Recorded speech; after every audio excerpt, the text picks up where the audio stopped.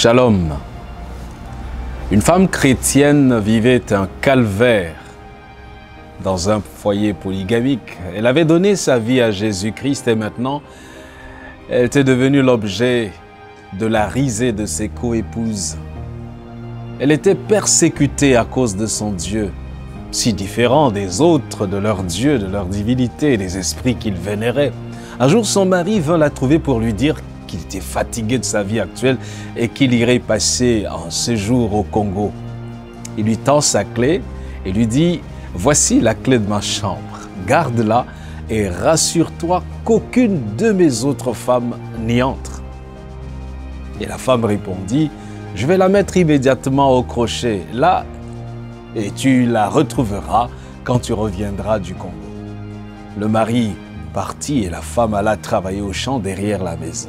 Quelques minutes plus tard, le mari revint sur ses pas et discrètement, il prit la clé qui était accrochée. Puis il s'en alla riant sous cape. « Que pourra faire son Dieu? Ce n'est pas possible qu'il puisse quand même lui donner cette clé. » Quand la femme est rentrée, elle a découvert la disparition de la clé.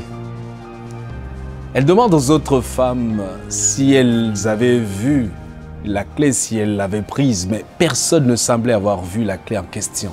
« Bien, j'en parlerai à mon Dieu, dit la femme chrétienne. » Et c'est ce qu'elle a fait.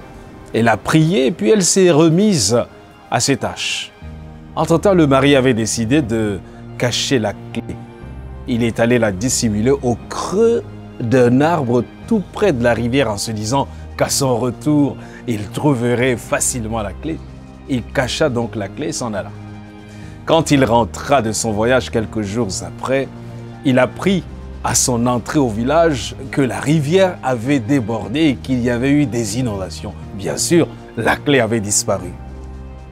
Il eut le sentiment d'avoir agi comme un idiot. Tout penaud, il rentre chez lui. « Femme, dit-il, je suis de retour, où est ma clé? » « Voici, elle est au crochet où je t'ai dit qu'elle serait, répondit la femme. Et la clé était vraiment là. « Mais comment l'as-tu trouvée ?» s'écria le mari. Et il lui raconta toute l'histoire. Elle, à son tour, lui raconta toute son histoire, comment elle en avait parlé à Dieu. Puis un jour, elle est allée au marché acheter un poisson. Et quand elle avait ouvert le ventre du poisson pour le nettoyer, elle y a retrouvé la clé perdue. « Ton Dieu a fait cela vraiment ?» s'écria le mari. « Ton Dieu est plus grand que tous les ancêtres et tous les esprits. Dès maintenant, je lui obéirai, je le servirai. » C'est ce qu'il fit. Nous trouvons un récit pareil dans les Saintes Écritures, dans Matthieu chapitre 17, versets 24 à 27. Lorsqu'ils arrivèrent à Capernaum, ceux qui percevaient les 2 drachmes s'adressèrent à Pierre et lui dirent « Votre maître ne paie-t-il pas les 2 drachmes ?» « Oui, dit-il. » Et quand il fut entré dans la maison, Jésus le prévint et lui dit « Que t'en semble, Simon, les rois de la terre, de qui perçoivent-ils des tributs ou des impôts? De leurs fils ou des étrangers? » Il lui dit « Des étrangers. » Et Jésus lui répondit « Les fils en sont donc exempts, mais pour ne pas les scandaliser, va à la mer, jette l'hameçon et tire le premier poisson qui viendra. Ouvre-lui la bouche et tu trouveras un statère. Prends-le et donne-le leur pour moi et pour toi. Et effectivement, Pierre l'a fait. Notre Dieu contrôle notre monde par sa main toute puissante. Il maîtrise l'infiniment petit comme l'infiniment grand. Imaginez juste comment il dirige le poisson vers la ligne de Pierre. Ce poisson était en peine à cause de ce corps étranger. Il voulait certainement s'en débarrasser, mais ne savait comment. C'était coincé dans sa bouche. Pierre est arrivé au bon moment, au moment que Dieu avait choisi pour lancer la ligne et prendre le poisson. Le premier venu a résolu le problème de la taxe. Les voies de Dieu sont insondables. Jésus aurait pu faire venir de l'argent d'une de ses caisses de trésors perdus. Il aurait pu recourir à certains de ses riches disciples, mais il a choisi une voie inimaginable. Se faire payer par un poisson. Et pour marquer d'un sceau cette vérité, Dieu a refait le miracle dans la vie de cette pauvre dame. Chaque fois que le nom de Dieu est méprisé, chaque fois qu'un enfant de Dieu fait l'objet de moqueries, Dieu prépare des solutions extraordinaires. Parce qu'il veut faire éclater sa gloire. Mais malheureusement, bien trop souvent, nous ne sommes pas attentifs. Et nous nous agitons à vouloir soit défendre Dieu, soit nous défendre par nos propres moyens.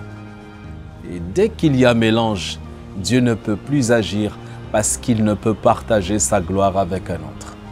Il dit dans Malachie 3, verset 6, « Car je suis l'Éternel, je ne change pas. » Quelqu'un se pose des questions comme Jérémie. Pourquoi ma souffrance est-elle continuelle? Pourquoi ma plaie est-elle douloureuse et ne veut-elle pas se guérir?